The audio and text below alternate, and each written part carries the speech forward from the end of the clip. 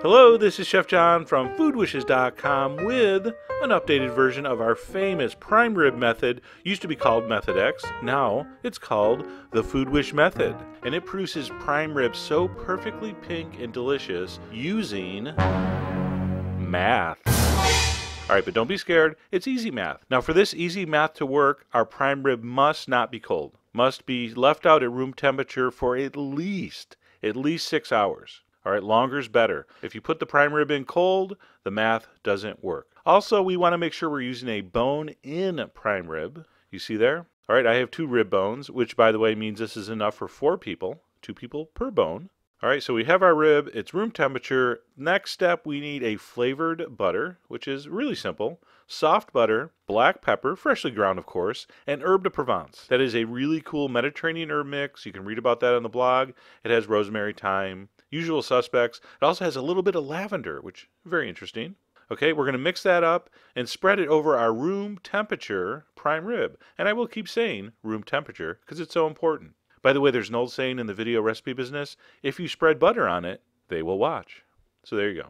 All right, so once that's covered with butter, which by the way is only there, well, it's there for flavor, but it's mostly there to make this salt stick. So we're going to take a whole bunch of kosher salt and we're going to sprinkle that over all the surface area, especially on top. This is a giant piece of meat, so only a tiny fraction of this salt is actually going to end up on your plate, but it is important. I heard Iron Chef Michael Simon once say, use twice as much as you think you need, which is, probably a pretty safe bet. All right, so our room temperature prime rib is buttered, it's seasoned, and now we have to preheat the oven to 500 degrees. And by the way, on the blog, you can read about which ovens will work and which won't. Yes, electric do work, gas of course, but you have to have a good oven that has an accurate temperature gauge, or this is not going to work. All right, on to the math. In your calculator, punch in the exact weight from the label of your prime rib. Mine was 5 pounds, 0.35. Multiply that by 5 minutes, and you will get your cooking time at 500. You're going to round up to the nearest minute, which for me is 27. The prime rib goes in the middle of the oven and cooks at 500 for exactly that many minutes. So I'm going to count down from 27 minutes down to 0. By the way, I like to wait a minute before I set the timer to counteract the heat loss from putting the pan in the oven. So again, the weight of your prime rib times 5, it's going to cook that many minutes at 500 degrees, and then when your timer rings, turn off the oven. Do not open the door. Do not touch the door handle. In fact, don't even look at the oven. Just turn off the heat and set your timer for exactly 2 hours. And what's going to happen, that surface has been seared at 500 degrees and there's a lot of heat in that oven, and it's going to slowly, over the next 2 hours, it's going to slowly cook through the rest of the meat to a perfect pink doneness. It's in some kind of magical sweet spot between rare and medium rare, where I personally think prime rib should be eaten. Man, that looks great. I can't wait to dig in. Now, one thing you don't have to worry about here is letting it rest. It's rested for 2 hours. Just slice it up and serve. It will still be warm inside.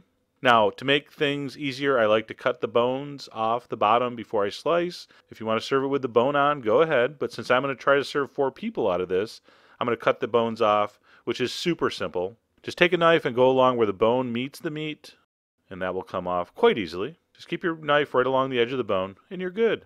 And of course, do not discard those. You can throw some barbecue sauce on those, put them in the oven till fork tender, and you can totally get your, Fred Flintstone on. Now, I told you this magical mathematical method produces the most gorgeous pink prime rib you'll ever see. But who are you going to believe, me or your eyes? Check it out. Oh my God. Is that just the most beautiful thing you've ever seen?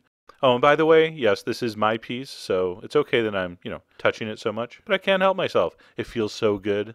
The amount of moisture left in this meat is stunning. It is pink like medium rare, but the texture, the moisture is closer to a rare. It's just amazing. I mean, you can see there with the light from the window coming in how it's glistening. Now, because this is just warm, make sure you use heated plates. All right, you want warm plates. You want to make sure your au jus is very hot, boiling hot. You see that there in the ramekin. I will demo that in another video very soon. And there you go, beautiful, classic, perfectly pink prime rib using the Food Wish method. I hope you give that a try. If you like your prime rib cooked like this is the best method. I hope you give it a try. All the ingredients are on the site, plus a ton more information. So go check it out. And as always, enjoy.